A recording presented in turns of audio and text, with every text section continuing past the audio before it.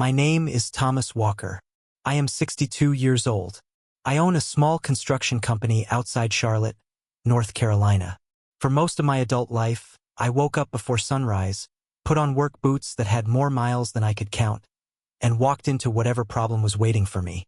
A broken foundation, a delayed project, a customer who wanted impossible work finished in half the time. I solved problems. That was what I did. I built things. But the hardest thing I ever tried to build was a family.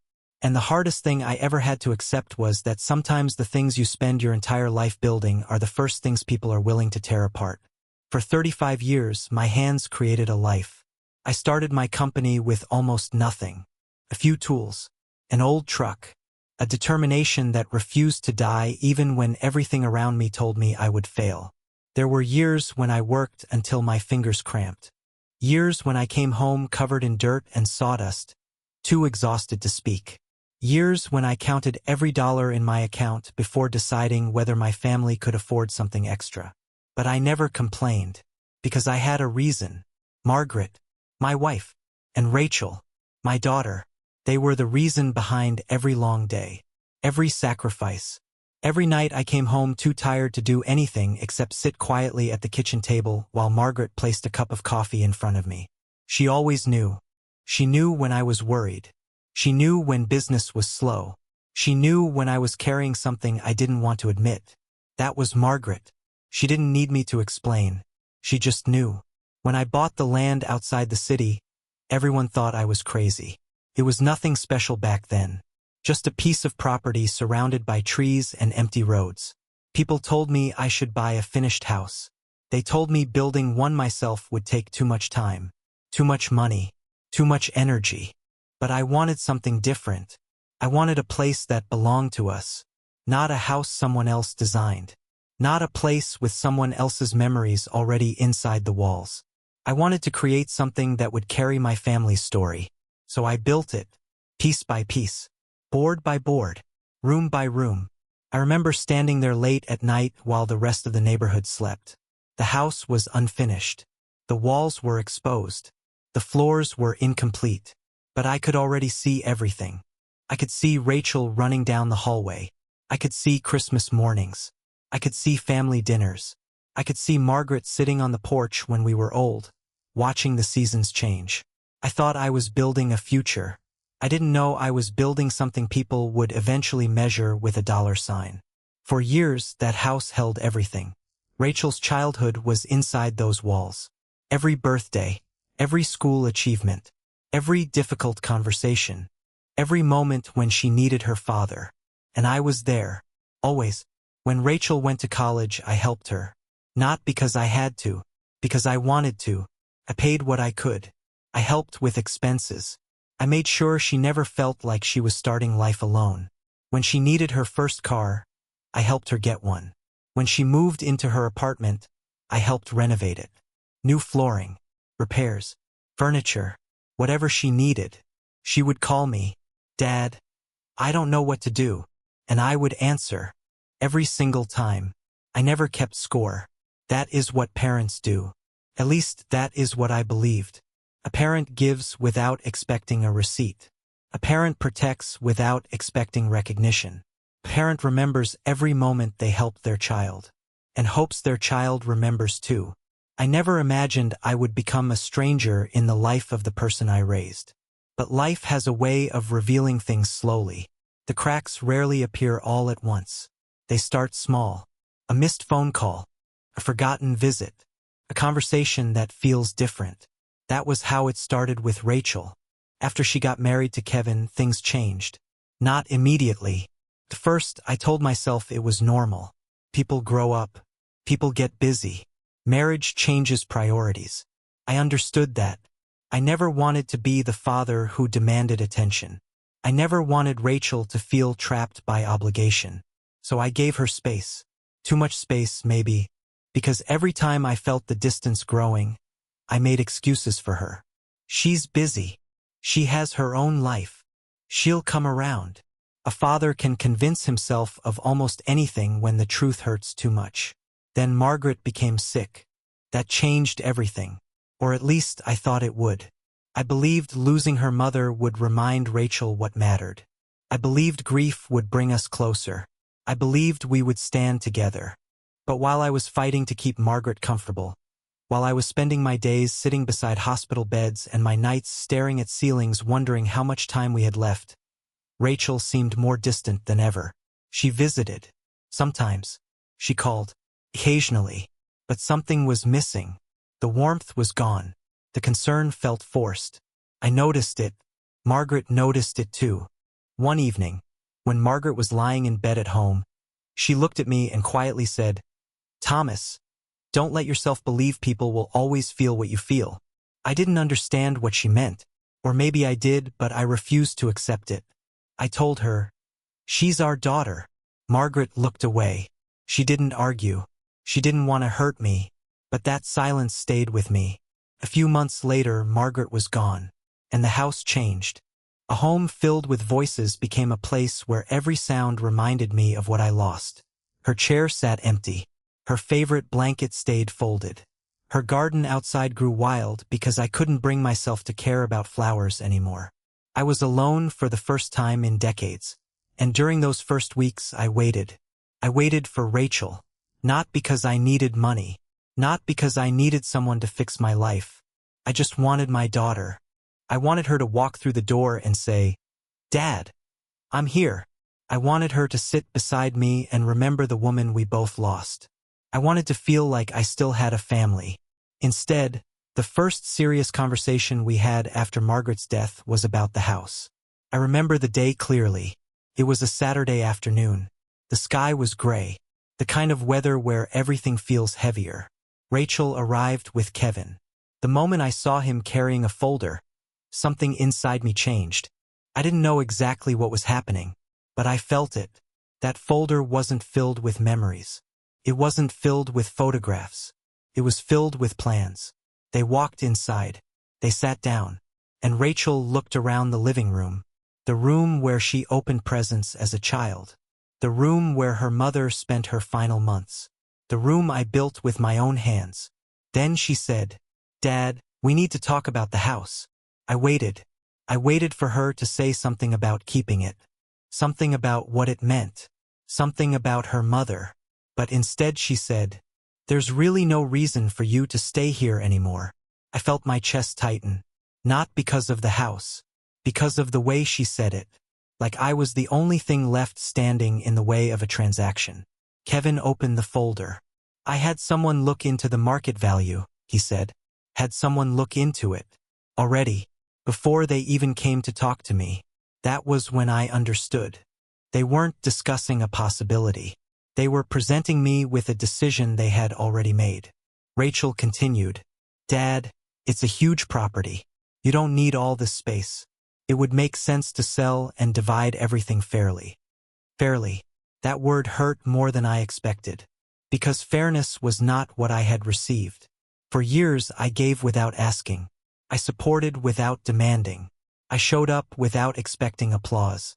And now my daughter was sitting across from me explaining fairness as if my life's work was simply something waiting to be divided. I looked at her. I wanted to remind her. I wanted to tell her about every sacrifice, every bill, every night I worked late so she could have more opportunities. I wanted to ask her if she remembered, but I didn't, because something inside me had already started changing. A man can only beg to be valued for so long. Eventually, he becomes tired. Not angry, not hateful, just tired. So I looked at Rachel. I looked at Kevin. And I said the one thing they never expected. "Okay." They both froze. They expected an argument. They expected emotion. They expected me to fight. But I didn't. I picked up the papers. I signed them. Quietly. Calmly. Rachel smiled slightly. Kevin relaxed. They thought I had surrendered. They thought grief had made me weak. They thought they had taken my home. What they didn't know was that I had already started making another plan. Because sometimes the moment people believe they have taken everything from you is the moment they stop paying attention to what you are capable of doing next. For years, I believed betrayal would announce itself. I thought it would come with shouting, with anger, with some dramatic moment where a person looked me in the eyes and admitted they no longer cared. But that is not how betrayal usually happens. Sometimes it arrives quietly. Sometimes it sits across from you at your own dining table.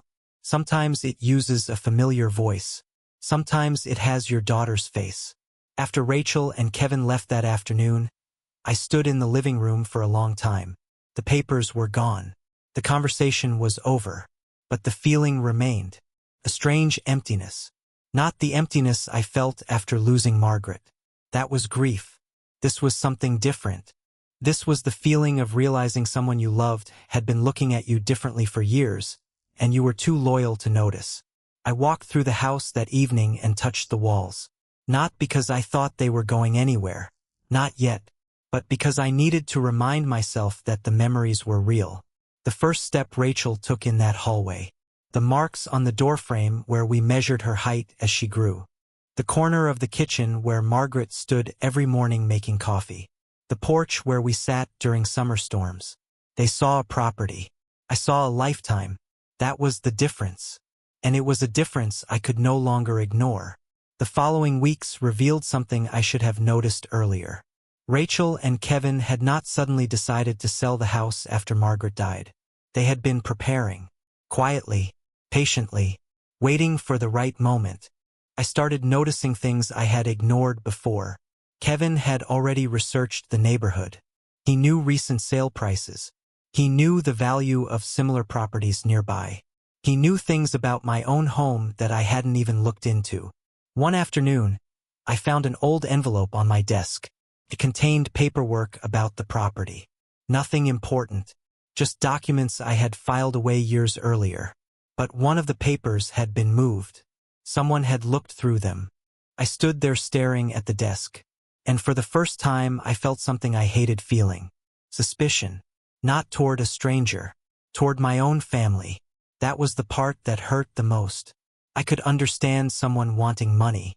I could understand greed from people who had never loved me. But Rachel, my daughter, the little girl who used to hold my hand when crossing the street, the child who cried when I left for business trips, I couldn't make those two people exist in the same mind. But they did. That was the truth. The same person who once needed me could become the person who no longer saw my sacrifice. Rachel started calling more often, but the conversations changed. She no longer asked how I was feeling. She asked about paperwork. Dad, do you know where the original deed is? Dad, have you talked to an attorney?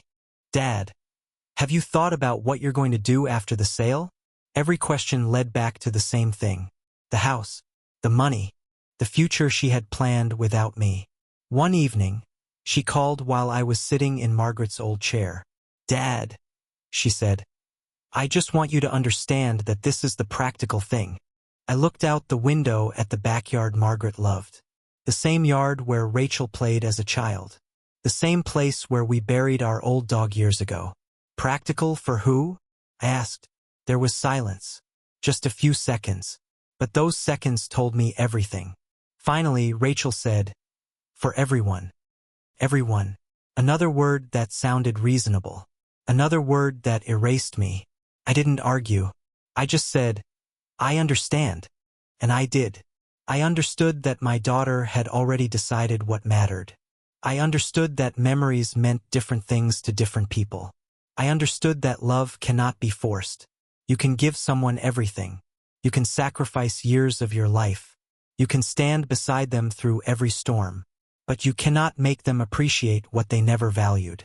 The hardest part was not accepting what Rachel wanted. The hardest part was accepting what she didn't want. She didn't want the house because she loved it. She wanted the house because it was worth something. And I was no longer a father in that moment. I was an obstacle. A person standing between her and a number. That realization changed something inside me. I stopped trying to convince her. I stopped explaining. I stopped hoping she would suddenly remember. Instead, I became quiet. Very quiet. Rachel and Kevin misunderstood that silence. They thought I had accepted defeat. They thought I was an old man who had lost his wife and didn't have the strength to fight. They didn't know silence was the only thing keeping me from saying things I couldn't take back. Because when someone hurts you deeply, there are two choices. You can explode, or you can think. I chose to think. I called my attorney, not because I wanted revenge. I wanted clarity. I wanted to understand what I had actually agreed to. I wanted to know my options. The more I learned, the more I realized something important. I had spent my whole life building my company, building my home, building security for my family. But I had never built anything for myself. Everything had a purpose. Everything had gone toward someone else. Margaret, Rachel, the family. I had forgotten there was still a person named Thomas underneath all those responsibilities. That was when I made my decision. I would let them believe they had won. I would let them believe I had given up. Because sometimes people reveal who they are when they think they are already holding the power. And I wanted to know exactly who Rachel and Kevin had become. The answer came sooner than I expected. A few days later, Kevin stopped by without Rachel. That alone told me something. He walked through the front door like someone who already belonged there. He didn't ask how I was. He didn't mention Margaret. He didn't say he was sorry. He simply looked around, calculating. I had seen that look before. I saw it on contractors who measured a building before tearing it down. I saw it on investors who cared more about numbers than people. I never expected to see it on my son-in-law. Thomas, he said, I think we need to move quickly on this. Move quickly. There it was again. No grief, no patience, just urgency. I poured myself coffee. I didn't offer him any. Not because I was trying to be rude, because something had changed. For years I had treated him like family. But family does not walk into your house and discuss your memories like a business opportunity. He sat down. The market is strong right now, he said. Waiting could cost everyone money. Everyone. Again. I looked at him. Everyone. He nodded. Rachel deserves her share. There it was. The sentence I had been expecting. Not Rachel misses her mother. Not Rachel wants to preserve part of her childhood. Rachel deserves her share. I leaned back in my chair, and I realized I had been waiting for permission to stop hurting. That was the moment I stopped waiting. I looked Kevin directly in the eyes. Okay. He smiled. He thought I was agreeing with him, but he didn't understand. I wasn't agreeing because I accepted his plan. I was agreeing because I had already started mine. That night, after everyone believed the house was as good as sold, I opened the documents my attorney had prepared. Then I made the first call. A call that would change everything. A call that would prove I had not lost control. I had simply been waiting, and when Rachel and Kevin finally understood what I had done, they would realize something they never expected. The man they thought they had defeated had never been defeated at all. The first call I made that night was not to Rachel. It was not to Kevin. It was to my attorney. And for the first time in a long time, I made a decision that was not based on what someone else needed from me.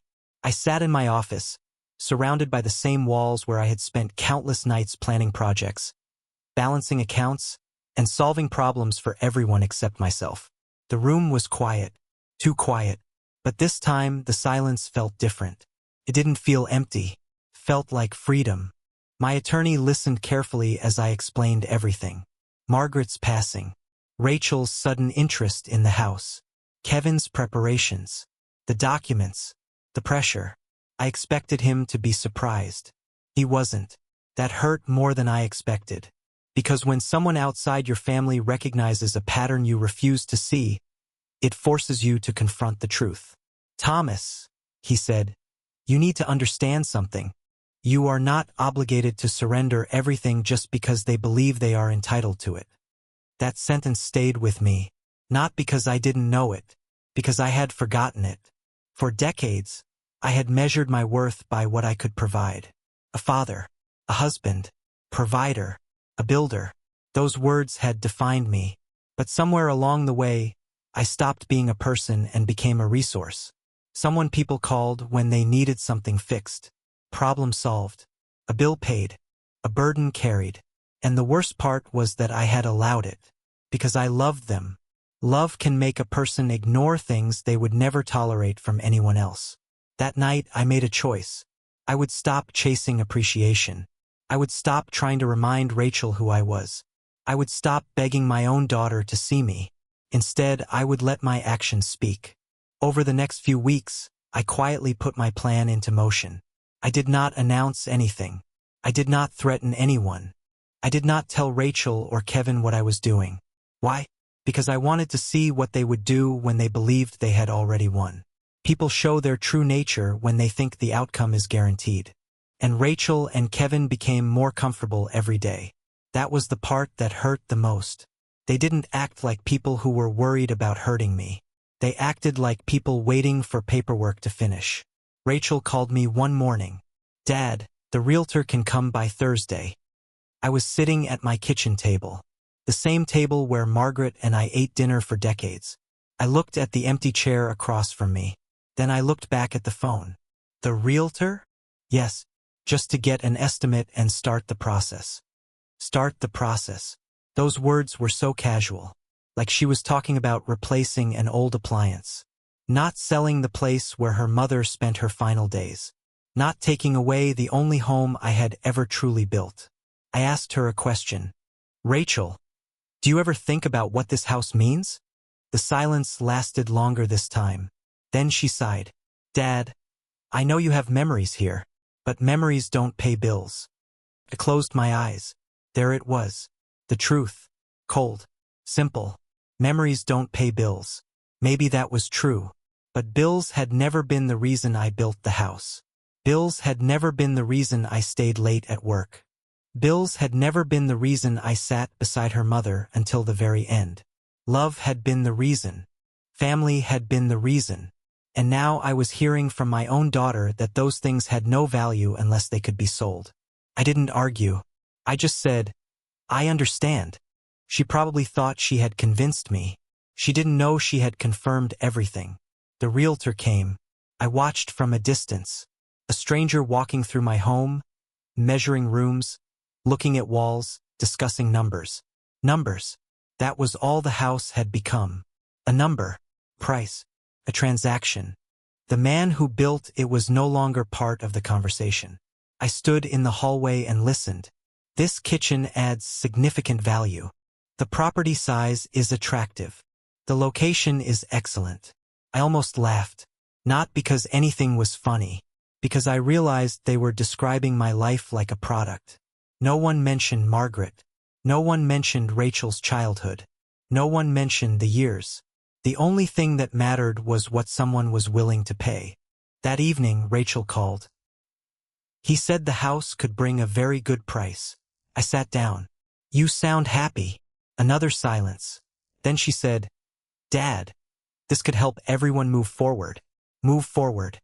Another phrase people use when they want to leave something behind.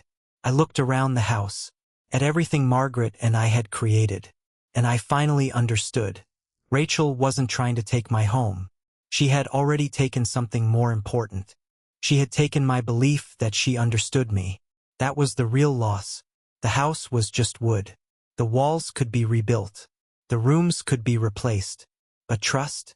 Trust is different. Once it cracks, it never goes back exactly the same. A few days later, I finalized everything. The transfer they expected was completed. The paperwork was signed. The ownership changed, but not in the way they thought. Through my company's legal structure and the resources I had built quietly over the years, I positioned myself to reclaim the property. I had spent decades understanding construction, understanding value, understanding opportunity.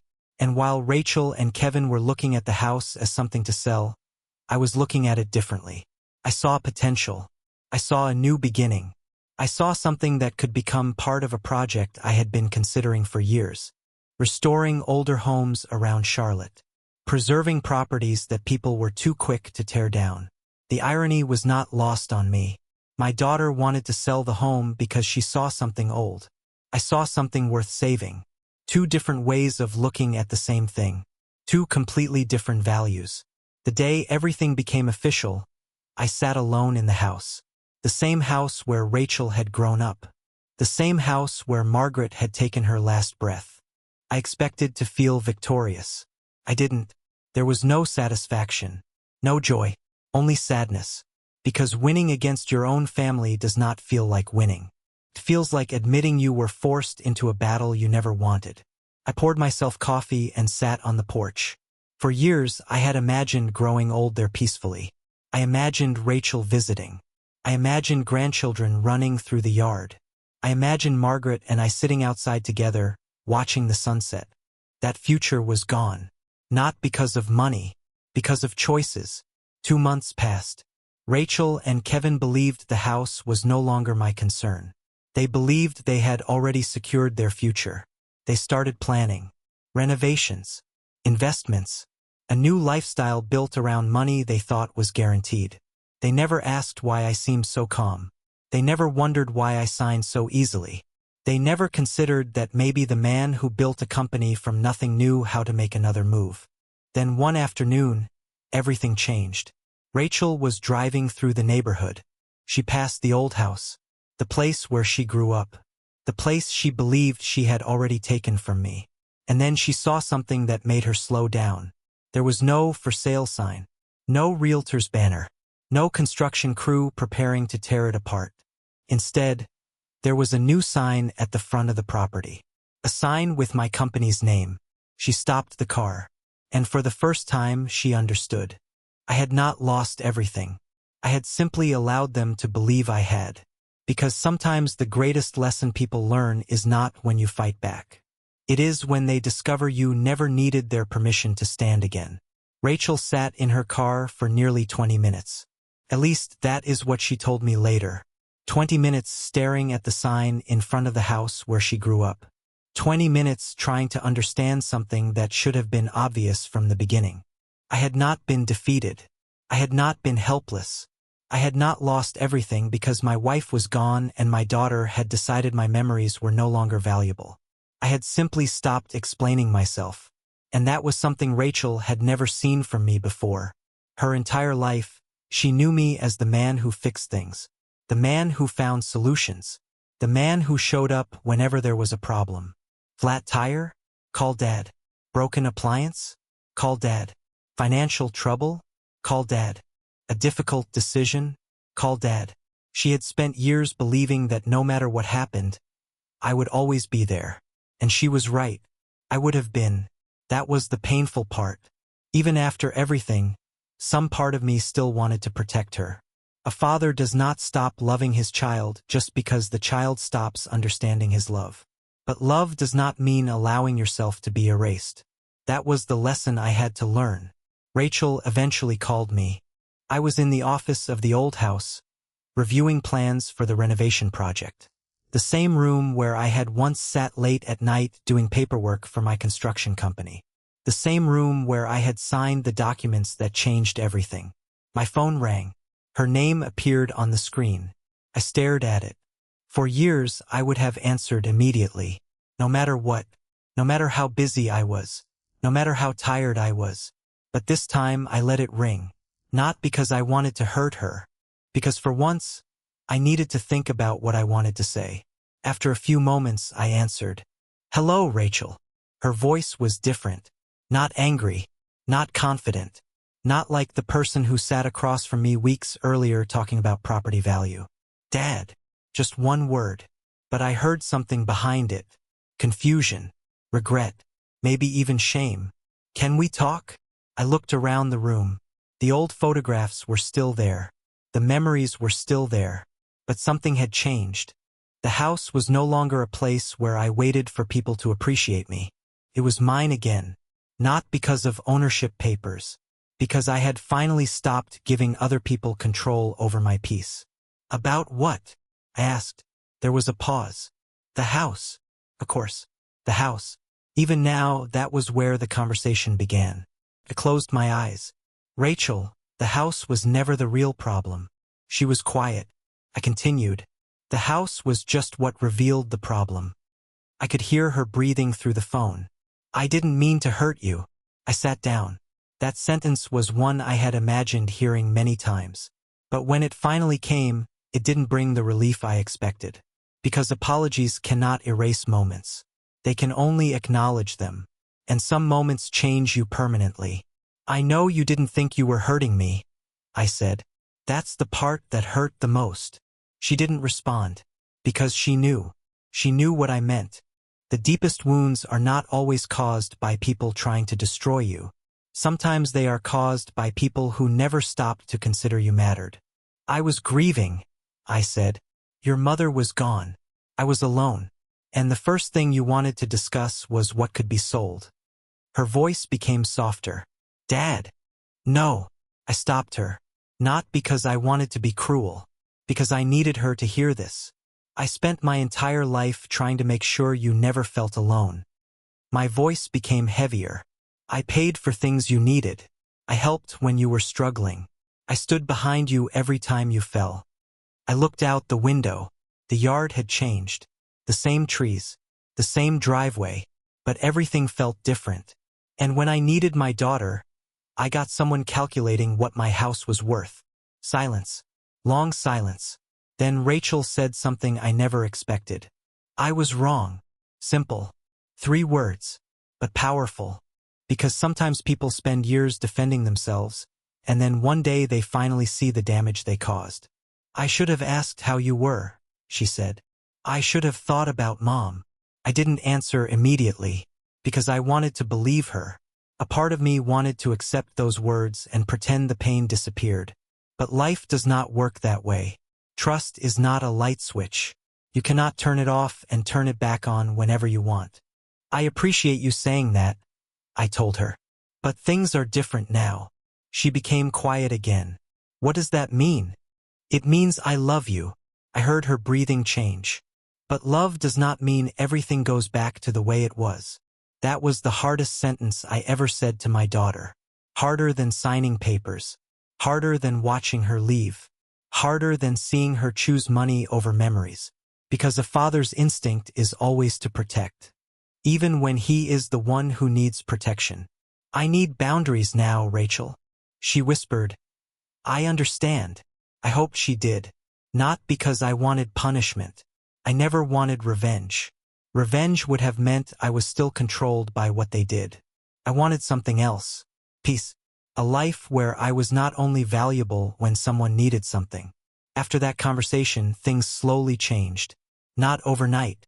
Real change never happens overnight. Rachel began reaching out differently. Not asking about paperwork. Not asking about money. Just asking about me. How I was doing. How work was going. How I was handling life after losing her mother. Small things, but meaningful things. Kevin was different. Our relationship never fully recovered. Maybe it was because he saw the house only as an opportunity. Maybe because he never understood what he had almost taken away. Either way, I stopped trying to force something that was not there. I had spent enough years chasing acceptance. The renovation project became successful. More successful than I expected. The old family home became the first major restoration project under my company's new direction. I restored the rooms, updated the systems, strengthened the structure, but I kept certain things exactly the same.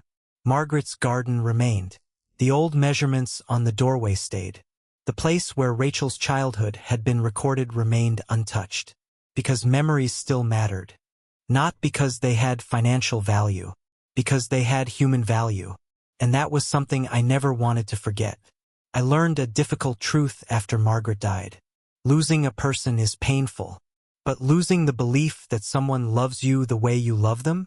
That is a different kind of loss. It changes the way you see everything.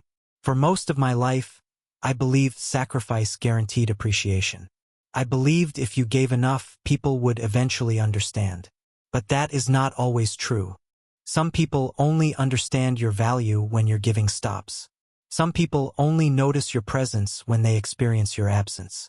And sometimes the person you would protect with your last breath is the same person who teaches you that you need to protect yourself too. I still love my daughter. I always will. That part of me did not disappear. But I am no longer the man who quietly carries everything while pretending it does not hurt. I am Thomas Walker, a father, a builder, a man who spent decades creating something from nothing. And now, finally, I am building something else. A life where my kindness is not mistaken for weakness. A life where love does not require me to disappear. A life where I remember that my worth was never determined by what I could give away. So I ask you this. If you spent your entire life building a home, only to watch the people you love treat it like a payday, would you have stayed silent? Would you have signed the papers and waited? Or would you have done what I did? Would you have finally chosen yourself?